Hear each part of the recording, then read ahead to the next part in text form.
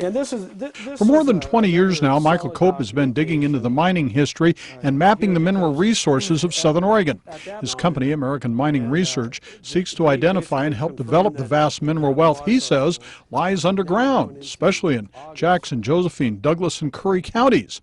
One mineral that has captured his attention for many years is what early miners called the mysterious white metal. Many thought it could be tin, but it wasn't until an investigation by state and federal officials was launched in the late 20s that an answer seemed close at hand. The investigation started playing out over a series of months until it drew the attention of the federal government, which is basically the General Land Office that came from Portland to investigate it. So when they came down on behalf of the miners being persistent on this mysterious white metal, the investigation drew the attention of the commissioner from Washington, D.C. to come investigate, and his name was William Spry. Spry was a former governor of Utah with power to arbitrarily change the classification of federal lands. While the head of the Oregon School of Mines doubted the theory the mysterious metal was tin, Spry was more receptive, and he ordered a lab be built to accurately analyze the ore samples. They were bringing the samples in to be tested, and they were finding this, what they were referring to as tin, everywhere. So, but some of the sampling that was done by the government men were showing that there was other values of more rare minerals and metals at that time than what they knew existed here in Josephine County. Although the so-called mysterious white metal had been reported since the 1880s and 90s, no one knew what it was, just that it seemed to be everywhere.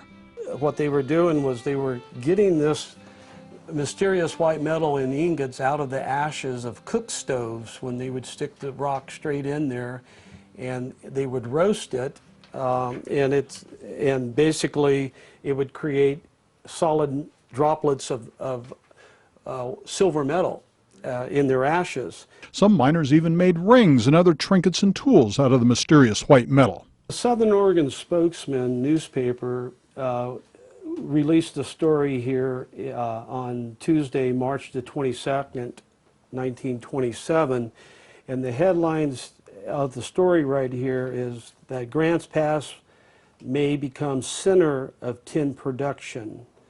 And it goes on to say large bodies of ore containing tin and other rare minerals have been found in southern Oregon. Since tin was a strategic metal and Spry thought too many lands here were labeled agricultural, it looked like a change was coming in classification, presumably to make it easier to open the area for more mining. But Spry suddenly died, and the mining school soon after evolved into a geology department at Oregon State University. The investigation, which was almost weekly covered in the Southern Oregon Spokesman newspaper, started to get the attention of the Grants Pass Courier and the Portland Oregonian. Ore test results varied, and it was still not clear what the material was, but it seemed to be everywhere, both in granites and other ore-bearing rocks. Well, I think it was gold tellurides. And that, Cope says, translates into tellurium, which is used in making solar panels and is very valuable. Basically what it is a semiconductor. But then, no one knew what that was except that it seemed to be valuable. However, the investigation called for by the Grants Pass Courier seemed to dwindle to no conclusion, and Cope wonders why and what happened. The investigation that was called upon by the Courier never got completed through the College of Mines, and everybody was waiting to see what Dean Newton said about his final inspection of the materials on this. Ore samples from the Oregon Department of Geology and Mineral Industries, now in the Josephine County Courthouse, verify the search, and the newspaper stories chronicle the excitement that many felt at the time. Later, in the mid-1930s, Oregon Governor Martin set up a mining school in Grants Pass and organized Ogami to analyze the mineral finds that were coming in from around the state.